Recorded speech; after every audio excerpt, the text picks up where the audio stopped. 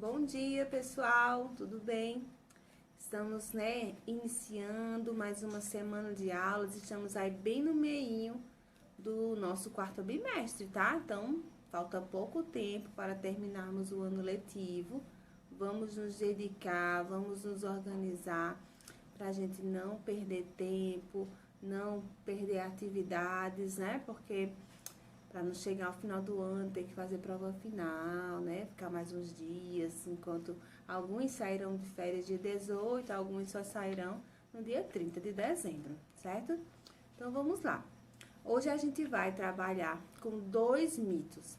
Na verdade, o primeiro mito é uma mistura de duas histórias, né? Que a gente vai trabalhar o mito de Eco e Narciso, né? Eco, que era uma moça, e Narciso, que era um rapaz.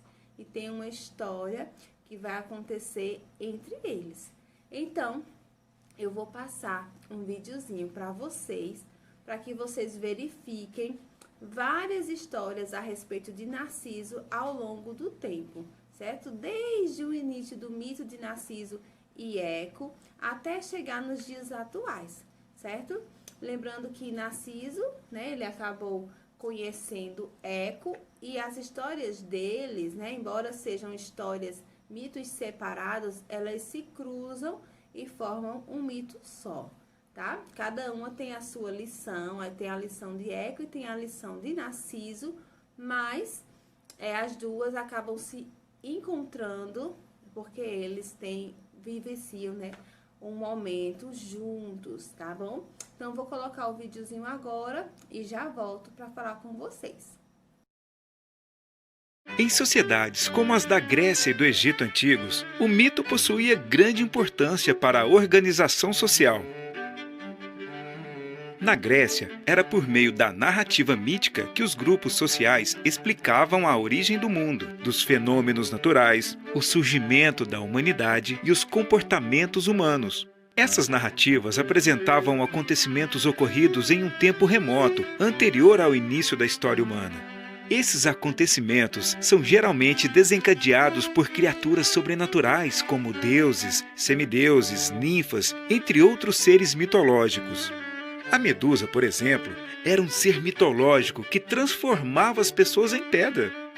As explicações mitológicas eram consideradas verdadeiras para aquelas sociedades. De criação coletiva, os mitos formavam uma visão de mundo que era compartilhada oralmente e transmitida de uma geração a outra. Isso possibilitava a criação de uma identidade social, ou seja, um sentimento de pertencimento a um grupo.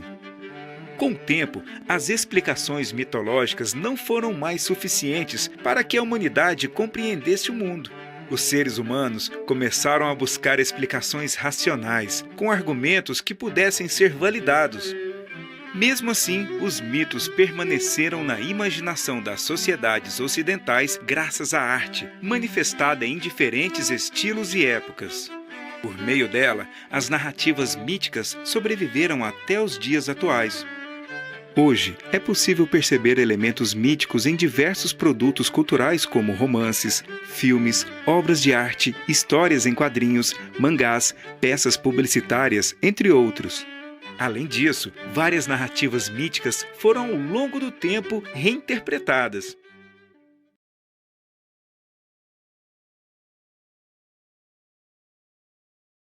Você conhece essa flor? Ela é conhecida como narciso. E você já ouviu esse nome, não é mesmo? Narciso é o nome de uma personagem mítica que surgiu na Grécia Antiga. Por que será que a flor recebeu o nome de Narciso? Vamos relembrar o mito? Um dia, andando pela floresta, o jovem caçador Narciso se deparou com uma ninfa chamada Eco. Ele a achou linda e perguntou seu nome. Qual é o seu nome? Mas Narciso não sabia que Eco estava sob o efeito de uma maldição. Eco falava demais e um dia atrapalhou uma conversa entre as deusas Ártemis e Hera. Então Hera perdeu a paciência com Eco e a amaldiçoou. Nunca mais a ninfa falaria por conta própria. Ela apenas repetiria o que as outras pessoas diziam. Assim, quando Narciso encontrou Eco e lhe perguntou seu nome, ela apenas repetiu o que ele dizia. Qual o seu nome? Isso o deixou furioso com Eco. A deusa Ártemis, protetora da ninfa, não gostou nada da postura de Narciso e, por isso, resolveu castigar o caçador. Ártemis fez surgir uma linda fonte, cujas águas refletiam as imagens de forma que ficassem mais belas do que o real. Quando Narciso encontrou essa fonte e foi se refrescar, apaixonou-se pela própria imagem refletida na água. Ele não conseguiu mais sair de perto da fonte e acabou morrendo naquele lugar. O mito diz que ali nasceu uma flor, e essa flor ganhou o nome de Narciso, para que sua história pudesse ser lembrada.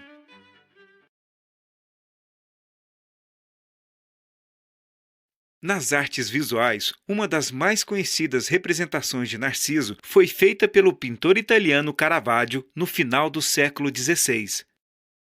Caravaggio, como muitos artistas europeus desse período, buscou resgatar mitos e elementos da cultura clássica grega e romana. Observe a expressão, a postura e as cores que o artista explorou para retratar Narciso.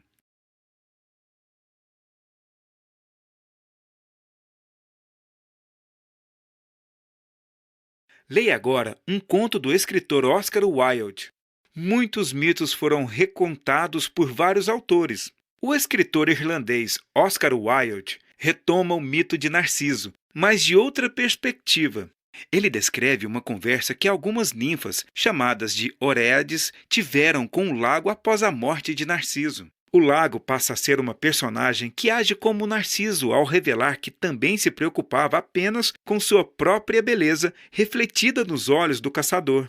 Por meio desse conto, podemos dizer que Oscar Wilde propõe uma reflexão, a de que todos são narcisistas, isto é, preocupados com a própria imagem.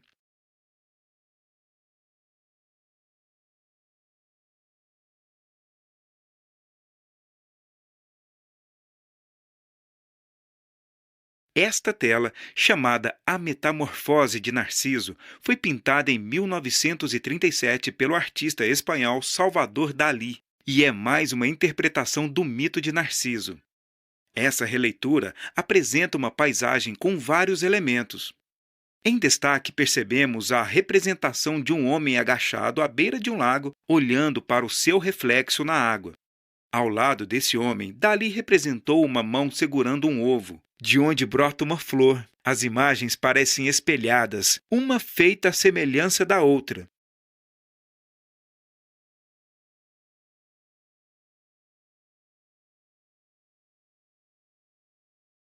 A holandesa Zilla van den Born fez uma inusitada viagem nas férias. Postou fotos incríveis de uma viagem pela Ásia. Contudo, nunca saiu de sua casa, na Holanda. Zilla fez diversas montagens para mostrar como a realidade pode ser deturpada em fotografias publicadas na internet. Com isso, propõe uma reflexão às pessoas sobre as postagens de selfies e o excessivo amor pela própria imagem, que também pode ser chamado de narcisismo. Você costuma tirar fotos de si mesmo? Em que situações? Que tal refletir um pouco sobre essa prática de publicar imagens de si mesmo nas redes sociais?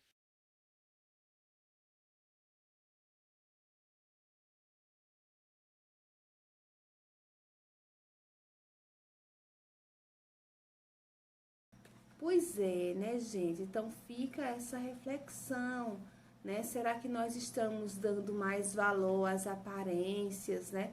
As redes sociais estão aí, a gente muitas vezes quer transparecer uma imagem bonita, que a gente tá super bem e tudo mais.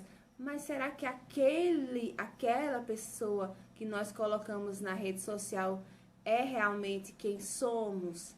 Então é algo que a gente precisa pensar um pouquinho, não é verdade? Ótimo essa reflexão mostrada aí pelo vídeo e pelo mito de Narciso, certo? O mito de Eco também vai nos trazer lições, não é isso? Porque Eco acabou sendo castigada porque ela falava demais. E muitas vezes a gente acaba falando demais, coisas sem necessidade. Então, a gente precisa também saber parar, calar no momento certo, tá? Porque falar demais também pode trazer problemas pra gente, ok? Então, pensando nisso, a gente vai fazer agora a nossa atividade do livro, certo? Nós teremos duas atividades, como eu disse a vocês. Uma vai ser do livro e a outra é na folha. Bom, então, na página 250 inicia o texto de Eco e Narciso. Coloquem o títulozinho, certo? Bem organizadinho no caderno de vocês. E leiam o texto de Eco e Narciso. Esse texto ele vai até a página 252, né? E em seguida, vocês têm uma atividade que tem 18 questões. São atividades bem simples, né? Que dá para vocês fazerem pela interpretação. O vídeo vai ajudar também no entendimento. Então, acredito que vocês não terão dificuldades, certo? Em seguida, certo? Em seguida, a essa tarefa que é do livro, lembrando que é tudo no caderno de produção textual, com seus devidos títulos bem organizadinhos, a data, sempre, tá bom? Então, depois disso, vocês têm uma tarefa na folha. Essa folha tá desde ontem disponível lá na escola, que vocês vão pegar junto com as atividades, com o diário de literatura, vocês vão pegar essa folha. Nessa folha tem um pontilhado que vocês vão recortar e colar no caderno de produção textual, logo em seguida dessa atividade de Eco e Narciso.